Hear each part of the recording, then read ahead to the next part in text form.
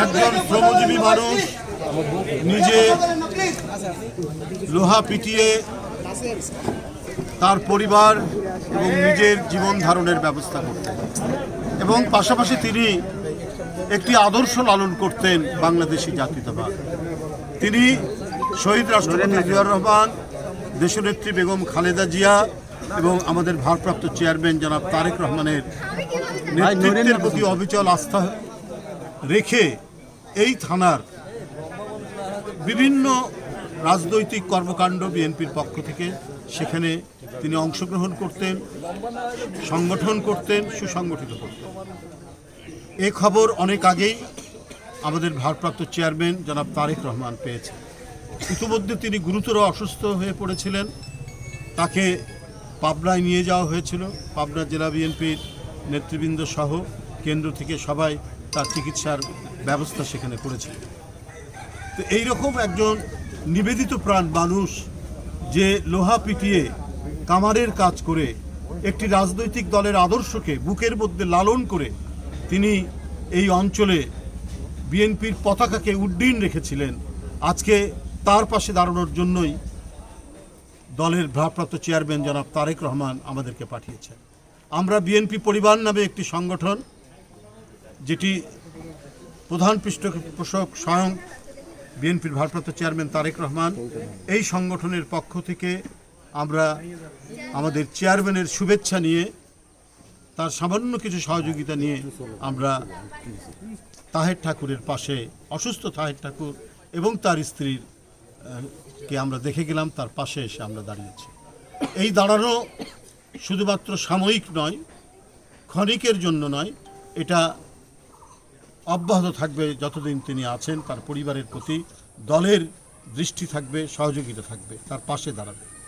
আমরা এই ধরনের একজন বরেণ্য মানুষ, যিনি এই দলকে সুসংগঠিত করতে এখানে জীবনপণ লড়াই করেছেন, তার পাশে দল দাঁড়াবে, এটাই স্বাভাবিক ব্যাপার।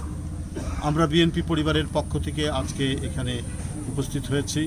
এটা আমরা বিএনপি পরিবার, যদিও আমরা সবাই বিএনপির লোক, কিন্তু একটি অরাজনৈতিক সংগঠন হিসাবে আমাদের ভারপ্রাপ্ত চেয়ারম্যান তারেক রহমানের যে সমাজ কল্যাণমূলক, সমাজ সেবামূলক তিনি যে কাজগুলো করেন, সেটি আমরা বিএনপি পরিবারের পক্ষ থেকে আমরা সাংবাদিক আতিকুর রহমান রুমন এবং আমাদের কৃষিবিদ মকসুদুল মমিন মিথুনের নেতৃত্বে, সদস্য সচিব, তাদের নেতৃত্বে এটা আমরা সারা বাংলাদেশেই করে থাকি। আজকে ওই সংগঠনের পক্ষ থেকে আমরা এখানে উপস্থিত হয়েছি। এখানে পাবনা জেলা বিএনপি এবং থানা বিএনপির নেতৃবৃন্দরাও এখানে আছেন।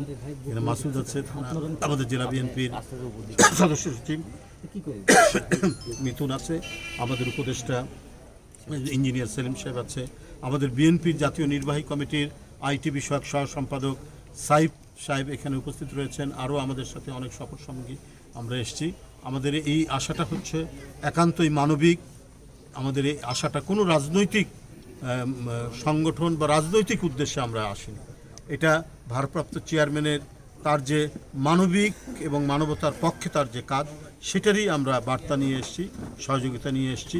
এবং আমি বলে গেছি আমাদের নেতৃবৃন্দকে, স্থানীয় নেতৃবৃন্দ, জেলা এবং থানাকে, তারা যেন প্রতি সময় এই পরিবারের খেয়াল রাখেন, তাদের পাশে দাঁড়ান, তাদের যে কোনো সুখ দুঃখে তারা যেন তাদের নিত্যদিনের সাথী হন, এটাই আমি তাদের সবার সামনে বলে গেছি। আমরা এখনও আমাদের গণতন্ত্রের পথে হাঁটা এবং আমরা হাঁটছি, এবং গণতন্ত্রের যে পূর্ণাঙ্গ বাস্তবায়ন, গণতন্ত্রের যে পূর্ণাঙ্গ সৌধ নির্মাণ এখনও সম্পন্ন হয়নি। এখনও বহু চক্রান্ত ষড়যন্ত্রের মধ্যে দিয়ে আমাদেরকে এগোতে হচ্ছে। আমাদের ভারপ্রাপ্ত চেয়ারম্যান এবং আমাদের যে মূল প্রেরণার কেন্দ্র দেশনেত্রী বেগম খালেদা জিয়া, বিএনপির চেয়ারপারসন, তার উপর এক ভয়াবহ নিপীড়ন, নির্যাতন হয়েছে। 16 বছর ব্যাপী আমাদের তৃণমূল থেকে একেবারে ওয়ার্ড, থানা থেকে শুরু করে জাতীয় পর্যায় পর্যন্ত এখানে এই এলাকাতেই হয়তো কত গুম আছে, কত বিচার বহির্ভূত হত্যা আছে, আর মামলার তো শেষ নাই।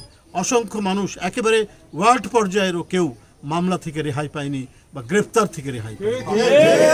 এই ভয়ঙ্কর এক ফ্যাসিবাদী দুঃশাসন শেখ হাসিনার, সেইখান থেকে গত বছর আগস্টের ছাত্র জনতার বিপ্লবের মধ্যে দিয়ে আমরা যতটুকু স্বস্তির নিঃশ্বাস পাচ্ছি, আজকে নির্ভয়ে নির্বিঘ্নে এখানে এসে আপনাদের সামনে কথা বলতে পারছি, আজ থেকে 1 বছর, 1.5 বছর, 2 বছর, 5 বছর, 10 বছর আগে এটা অসম্ভব ছিল। এই ধরনের একটা প্রোগ্রামে আসলে এখান থেকে যে কত আমাদের নেতাকর্মীকে গ্রেপ্তার করতো তার ইয়াত্তা নেই। সুতরাং আমরা এইটুকুই বলবো যে চক্রান্ত ষড়যন্ত্র এখনও কমছে না। পার্শ্ববর্তী দেশ তারা যখনই দেখেছে ডক্টর ইউনূস সাহেব এবং তারেক রহমান সাহেবের বৈঠক হয়েছে, এখন আমাদের ভারপ্রাপ্ত চেয়ারম্যান তারেক রহমানের নামে অসংখ্য কুৎসা এবং অপপ্রচার সেখান থেকে চালানো হচ্ছে। তারা মনে করেছিল যে ভিন্নভাবে, ভিন্ন কায়দায় তারা তাদের যে শীর্ষ সাগরেদ যারা, বাংলাদেশের যে রাজনৈতিক দলটি 16 বছর মানুষের উপর নিপীড়ন করেছে, জনগণের টাকা লুট করেছে, লুট করে সে টাকা পাচার করেছে, যাদের বাড়িঘর এখন Dubai, Canada, Sydney, Australia, Malaysia, যারা একেবারে মানে বেহেশতের স্বর্গীয় সুখ লাভ করে সেখানে অবস্থান করছেন, যারা পালিয়ে গেছে, আর যারা মানে বেশি দূর যেতে পারেননি তারা পার্শ্ববর্তী দেশে আশ্রয় নিয়েছে, তাদেরকে পুনর্বাসনের জন্য আজকে মানে ভারতীয় নীতি নির্ধারকরা তারা নানা প্রচেষ্টা চালাচ্ছে। এবং এই যে আমাদের অন্তর্বর্তীকালীন সরকার, এটা তো আন্দোলনের ফসল, 16 বছরের নিরন্তর আন্দোলন এবং জুলাই আগস্টের যে রক্ত ঝরা আন্দোলনের মধ্যে দিয়ে শেখ হাসিনার পতন হয়েছে, এই পতনটাকে তারা সহ্য করতে পারছে না।